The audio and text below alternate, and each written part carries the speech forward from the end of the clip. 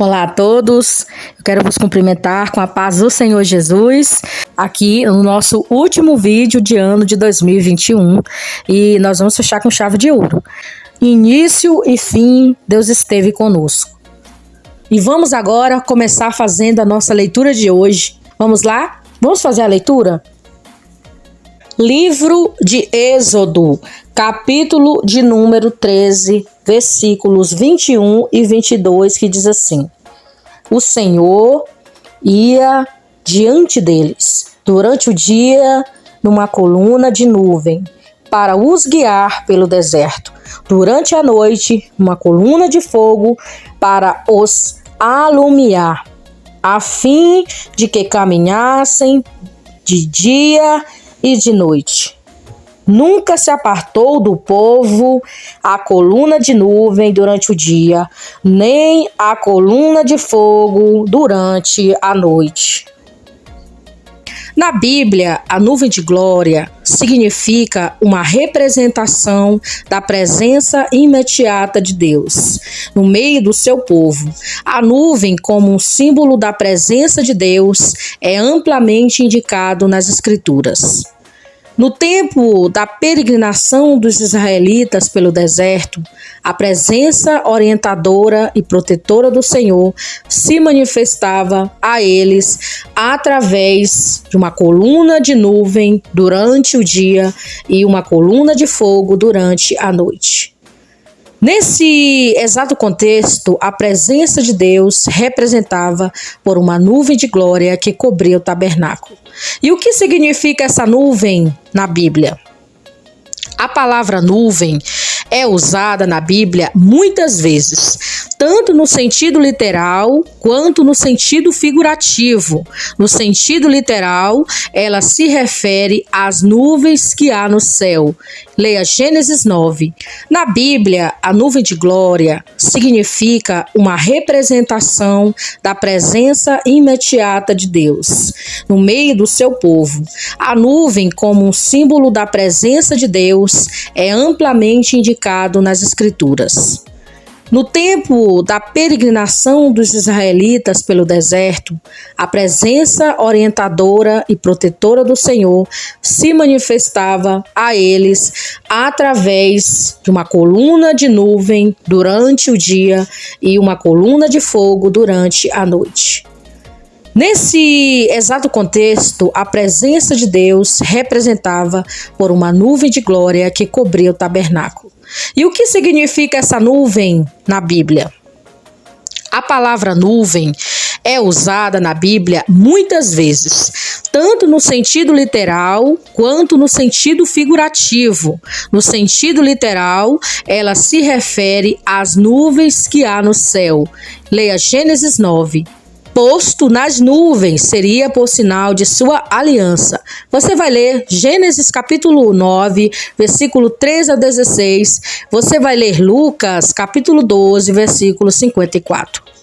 Já no sentido figurativo, as nuvens são utilizadas com o objetivo de representar diferentes situações. O profeta Isaías, por exemplo, fala da anulação dos pecados de Israel com a dissipação de uma nuvem espessa. Leia Isaías, capítulo 44, versículo 22. No Novo Testamento, o escritor de Hebreus diz que os crentes estão rodeados de uma tão grande nuvem de testemunhas, que nesse sentido significa os heróis da fé do passado que encorajavam através de seus exemplos. Leia Hebreus 12, 1.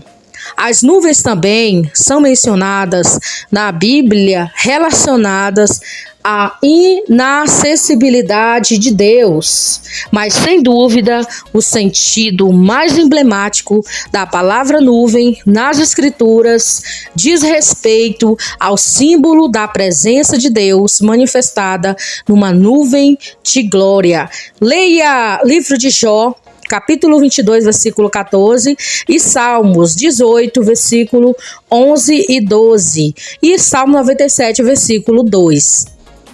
A nuvem de glória, como representação da presença de Deus, quando os israelitas saíram do Egito, eles encontraram a coluna de nuvem e a coluna de fogo. Na fronteira do deserto, a coluna de nuvens estava à frente dos israelitas durante o dia, enquanto que a coluna de fogo estava presente durante a noite. Esses fenômenos significavam a contínua presença orientadora e protetora de Deus em favor do seu povo. Leia Gênesis 13, 21 e 22. Inclusive, quando os egípcios se aproximavam da caravana israelita, a coluna de nuvem passava para a retaguarda do acampamento, protegendo dos inimigos. Êxodo, capítulo 14, versículo 19 ao 20. No texto bíblico diz que o Senhor nunca tirou essa coluna diante da face dos israelitas, até que eles chegaram à terra prometida. Leia Gênesis 40, versículo 38 e Levítico, capítulo 14 e 14. A nuvem de glória também foi vista na ocasião em que Deus mandou o maná para alimentar o povo. Enquanto Arão falava, toda a congregação dos israelitas, a glória do Senhor apareceu numa nuvem no deserto diante deles. Na sequência, a nuvem de glória esteve presente nas teofanias, que aconteceram no Sinai quando o Senhor deu a Moisés a lei e as instruções acerca do sacerdócio e da construção do tabernáculo. Primeiro o Senhor disse a Moisés, Êxodo 19, 9, eis que virei a ti numa nuvem escura, para que o povo ouça quando eu falar contigo, para que também creiam sempre em ti. Então, na manhã do terceiro dia, o texto bíblico diz que houve trovões, relâmpagos e uma espessa nuvem sobre o monte. Leia Êxodo, capítulo 19, versículo 16. E o Êxodo, capítulo 19, versículo 21, diz assim: se chegou a nuvem escura onde Deus estava, e o povo observou de longe. Mas quando Moisés subiu ao monte, uma nuvem cobriu o lugar e a glória do Senhor pousou sobre o monte Sinai. A nuvem cobriu o monte por 6 dias. Então, no 7º dia, no meio da nuvem, Deus chamou a Moisés, entrou pelo meio da nuvem e ele subiu ao monte e lá permaneceu por 40 dias e 40 noites. Mais tarde, quando as segundas tábuas da lei foram dadas, a Bíblia diz que Deus desceu na nuvem e Moisés estava junto dele. Leia Êxodo 34, 5. E agora a nuvem de glória no tabernáculo e no templo. Antes do tabernáculo ter sido construído, o livro de Êxodo registra que Moisés se encontrava com o Senhor na tenda da congregação, que era armada fora do arraial. Durante esses encontros em que Deus falava diretamente com Moisés, a coluna de fogo se colocava à frente da tenda. Leia Êxodo 33, versículo de 7 ao 11. Quando o tabernáculo foi construído para ser local oficial de comunhão entre Deus e os israelitas, a nuvem de glória finalmente cobriu o santuário que ficava no meio do acampamento. Olha o que diz em Êxodo 40, 34. Moisés não podia entrar porque a nuvem cobriu a tenda da congregação, porque a nuvem permanecia sobre ela e a glória do Senhor enchia o tabernáculo. Era uma nuvem que indicava quando os israelitas deveriam prosseguir em sua jornada. O livro de Êxodo determina dizendo que de dia a nuvem do Senhor repousava sobre o tabernáculo e de noite havia fogo nela, à vista de todas a casa de Israel e todas as suas jornadas. Durante o reinado de Salomão, o templo foi construído em Jerusalém. Na ocasião da dedicação do templo, a sua nuvem de glória encheu a casa do Senhor. Leia 1 de Reis, capítulo 8, versículo 10 e 11. E agora, Cristo como sendo a nuvem de glória. Na ocasião da transfiguração de Jesus, numa nuvem resplandecente encobriu o local. Mateus 17:5. Naquela nuvem de glória, uma voz se pôs a dizer: Este é o meu filho amado, a quem tenho muito prazer. Ele ouçam. Mateus 17:5. Os discípulos então não conseguiram suportar aquela experiência e caíram sobre os seus rostos. Eles não se levantaram quando Jesus os tocou e lhes disse que não tivessem medo. Quando eles ergueram seus olhos, porém, a ninguém mais viam além de Jesus. A nuvem de glória que apareceu aos israelitas no Antigo Testamento era uma representação visível da presença de Deus. Mas, ao mesmo tempo em que ela revelava que Deus estava no meio do seu povo escolhido, ela também encobria a majestade da glória divina dos olhos dos homens que não eram capazes de suportar a presença santa e consumidora.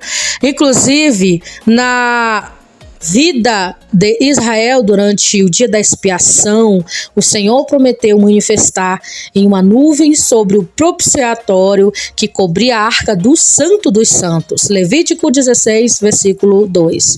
O sumo sacerdote era representante do povo perante Deus. Então, durante esse dia, portando o sangue dos sacrifícios expiatórios, ele podia se aproximar de forma mais íntima à presença do Senhor.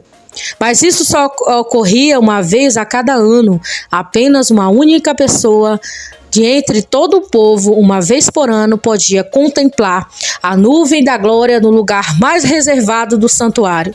Entretanto, tudo isso fazia parte de uma realidade transitória que apontava para a obra do Salvador. E agora para a Cristo como a revelação final da glória de Deus. O povo de Israel contemplou temporariamente a glória de Deus, a nuvem que simbolizava aí a presença de Deus. Mas Cristo veio e inaugurou uma realidade superior, permanente na habitação de Deus com o seu povo. Ele é o próprio Emanuel, que significa Deus conosco, isto é, Mateus capítulo 1, versículo 23. Ele é o verbo que se fez carne e habitou entre nós, e vimos a glória como glória do unigênito do Pai, repleto de graça e de verdade. João capítulo 1, versículo 14. Isso explica extraordinariamente a promessa de Jesus. Se alguém me ama, guardará a minha palavra. De meu Pai o amará. Viemos para ele e faremos nele morada. João, capítulo de número 14, versículo 23. O apóstolo Paulo escreveu dizendo o seguinte, que somos imagem de Deus. 2 Coríntios, capítulo 4, versículo 4. Ele também diz que Cristo habita corporealmente na plenitude da divindade. Leia Colossenses 2, 9. A carta aos Hebreus fala de Cristo como sendo a revelação final de Deus, o resplendor da glória e a expressão exata do seu ser. Leia Hebreus 1, 3. Agora se trata mais da nuvem de glória cobrindo o tabernáculo terreno, mas da igreja como sendo o templo de Deus. Por causa da obra de Cristo, Deus habita de uma forma especial com os seus redimidos através da presença do Espírito Santo. 1 Coríntios, capítulo 3, versículo 16. E vemos que o derramamento sobre eles e sua presença orientadora e protetora e sustentadora, misericordiosa e reconfortante. Então podemos entrar perpetuamente no santuário celestial e contemplar a glória e a graça do Senhor. E a próxima vez em que contemplarmos as nuvens gloriosas será justamente no dia do retorno, que virá nuvem de glória com poder. Lucas 21, versículo 27. Agora vamos falar um pouquinho sobre a coluna de fogo. Para aquecer nas noites frias do deserto, onde a temperatura pode se aproximar aí de 0 graus Celsius, o Senhor preparou uma coluna de fogo que também iluminava aqueles mais de 600 milhões de famílias até indicar o caminho para a terra de Canaã. Muitos fenômenos estranhos aos olhos são citados na Bíblia Sagrada, mas isso quer dizer que eles são impossíveis de acontecer. O Senhor nosso Deus sempre providencia o necessário. E a coluna de fogo e a nuvem também fazem parte da presença do Senhor. Está relacionada uma coisa com a outra. O fogo representa a presença de Deus para nos aquecer. E a nuvem representa aí para nos proteger do sol causticante. Então, uma coisa tem a ver com a outra. A nuvem tem a ver com a coluna de fogo. Além disso, a coluna de fogo e a nuvem que acompanhava o povo de Israel até a sua chegada nunca se apartou deles de maneira alguma. E a pergunta é: a coluna de fogo e a nuvem podem se repetir atualmente? Um ponto importante que devemos entender é que atualmente nós não contamos mais com aquela coluna de fogo, mas nós podemos contar com a presença do Senhor, com o Verbo que se fez carne e habitou entre nós, que enviou o seu Espírito Santo como o fogo que consome, mas não nos queima. O Senhor e a sua presença é tão forte em nossas vidas que ela vem sobre nós, mas não nos consome. Nos queima espiritualmente, mas não nos consome. Assim como a sarça ali no deserto apareceu para Moisés e ela não se consumiu. Então a presença de Deus em nossas vidas é hoje em dia representação da coluna de fogo, e a nuvem é a representação da proteção divina sobre nós. E assim como Deus esteve com o povo de Israel do início ao fim, Deus vai estar com você e comigo também do fim, agora e o início até o fim do ano. Ele vai estar sempre conosco como representação numa coluna de fogo e a nuvem da sua glória. Como diz o louvor, que eu vou aqui fazer uma capelinha para você, e diz assim, preste atenção, olha só. Lembra da coluna de fogo, fui eu fiz pedra jorrar água pra você beber. Lembra do maná do céu, fui eu. Lembra do caminho do meio do mar. Canta, pois sou eu quem cuido de você. Lembra da nuvem de dia, fui eu. Lembra da coluna de fogo, fui eu.